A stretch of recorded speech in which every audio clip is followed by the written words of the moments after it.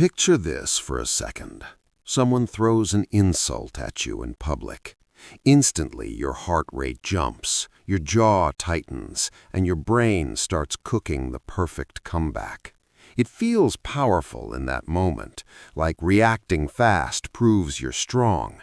But here's the twist most people never realize. The moment someone successfully provokes you, they've already gained control. Not over your body, not over your life, but over something far more important. They've hijacked your nervous system. And once someone can control your emotions, they can predict your behavior.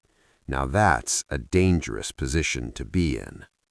Human psychology has a strange flaw built into it.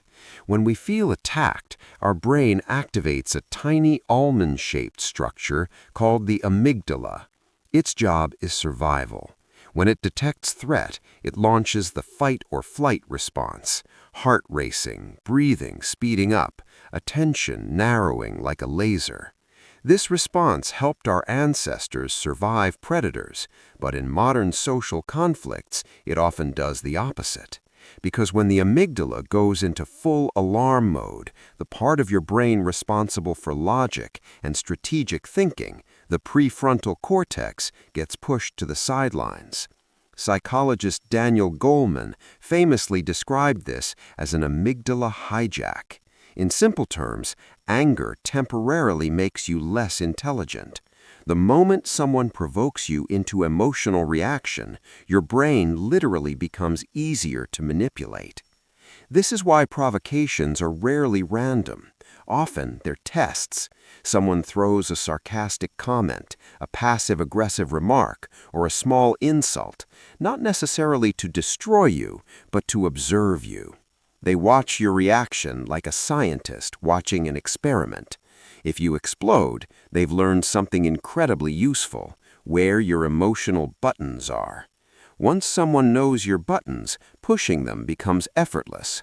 Political thinker Niccolò Machiavelli noticed centuries ago that leaders who reacted emotionally were easy targets for manipulation.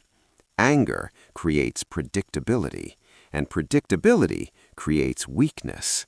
If someone can predict your reactions, they can guide your behavior without you even realizing it. But there's a fascinating secret hidden inside human behavior that changes everything. Between an event and your reaction exists a tiny gap, a microscopic moment most people rush past without noticing. Something happens, and your brain prepares to respond. In that tiny space lies choice.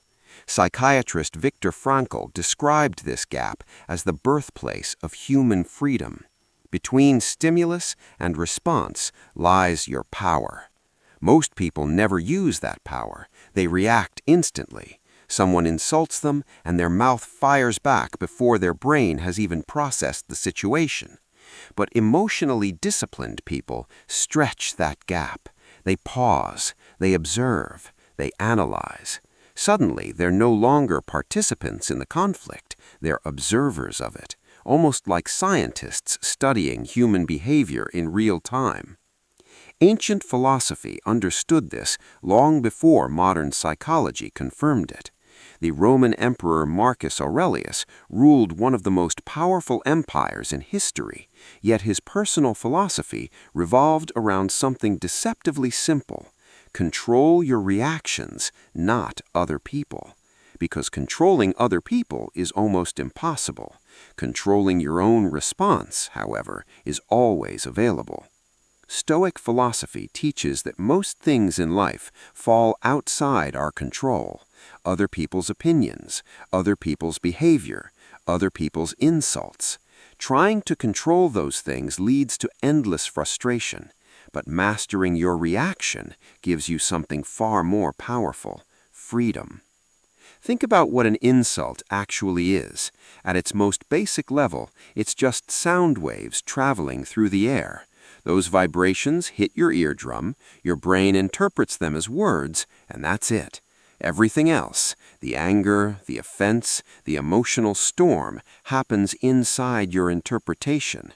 Once you realize this, insults lose much of their power. They stop being attacks and start becoming information about the person speaking. And here's where the psychology gets interesting. Most insults aren't actually about you. They're reflections of the other person's internal struggles. Someone insecure about their intelligence might mock yours. Someone frustrated with their career might belittle your ambitions. Someone feeling powerless might try to dominate conversations.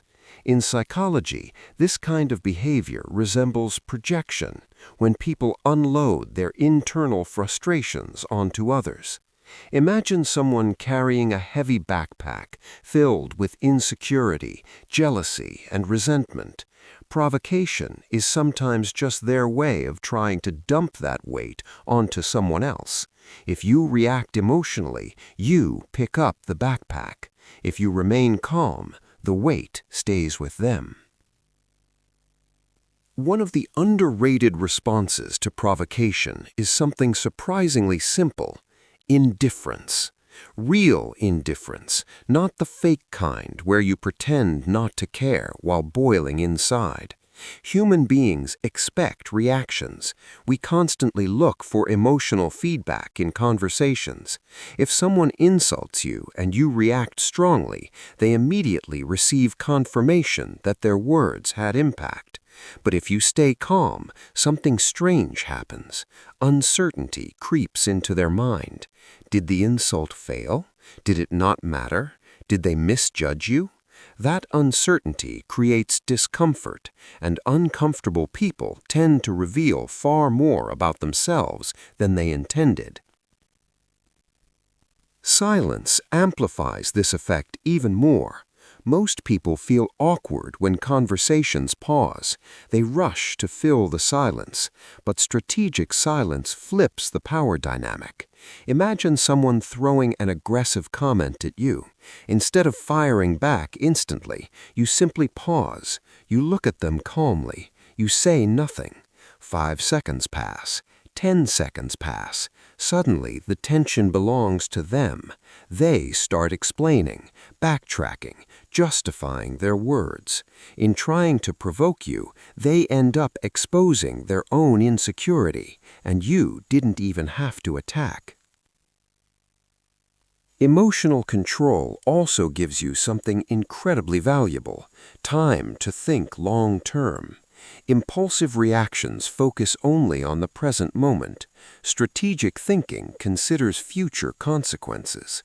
History shows how powerful patience can be.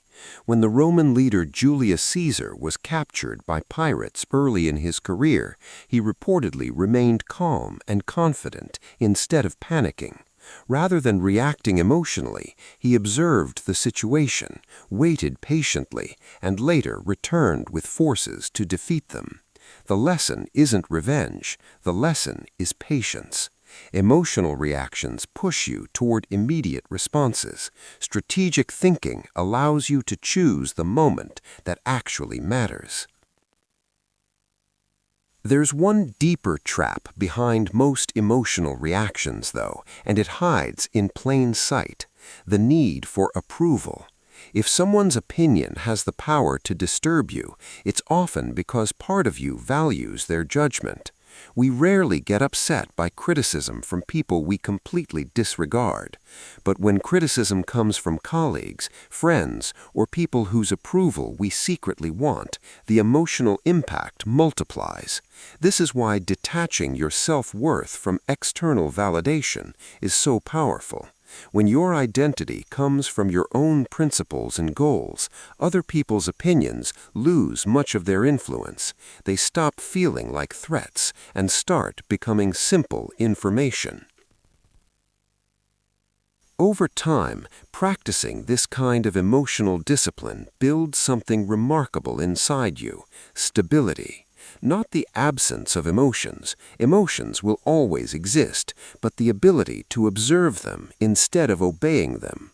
Anger can appear, frustration can appear, but instead of reacting instantly, you watch them like signals on a dashboard. They inform you, but they don't command you. That calm presence becomes noticeable to others. In chaotic situations, people naturally gravitate toward the person who isn't losing control. Because real power rarely looks dramatic. It doesn't shout, it doesn't explode, it doesn't react impulsively. Real power looks calm, quiet, and deliberate.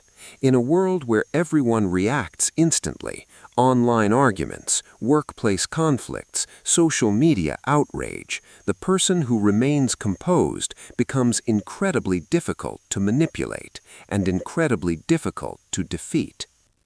Most people spend their lives trying to control the world around them, other people's opinions, other people's behavior, other people's respect. But the real advantage comes from mastering the one thing that is always within reach, your response. When someone tries to provoke you and you remain calm, you send a silent message. Your emotions are not for sale. Your attention cannot be bought with cheap insults, and your mind remains your own territory.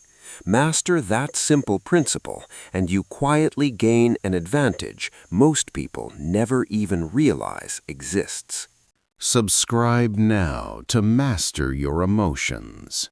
Take control of your reactions instead of letting others control you.